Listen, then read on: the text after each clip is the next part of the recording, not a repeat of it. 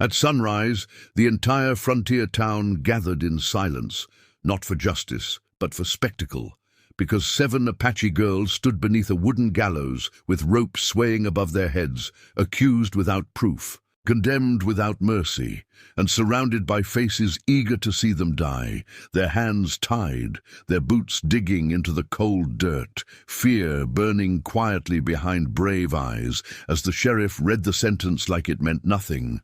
the crowd whispering that this was necessary, that this would make the town safe, even as the youngest girl searched the faces for one single person willing to stop it.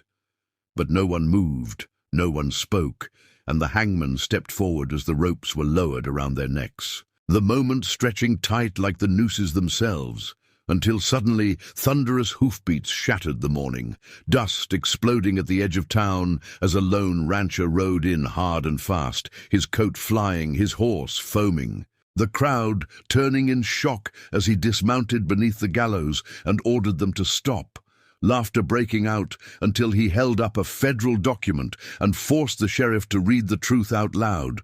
that the raid blamed on these girls was committed by white outlaws wearing stolen Apache gear, that the girls were innocent, that this execution was a lie built on fear and hatred, and as silence crushed the town, the ropes were cut and the girls collapsed into the dirt, gasping for life, saved in the final seconds, taken away to the rancher's land where they slept without chains for the first time in days. But hatred does not disappear so easily, and before dawn, masked riders came to finish what the gallows failed to do, only to be met by the rancher standing firm, rifle steady, defending lives the West had already decided were disposable. Shots ringing out across the plains as attackers fell and fled, and by morning federal marshals arrived, arresting those who had pushed for blood, while the town stood ashamed and silent, watching justice finally take the right shape. And as the youngest girl asked the rancher why he came when everyone else looked away,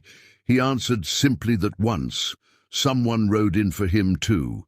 and in a land ruled by ropes and guns, that is how legends are born.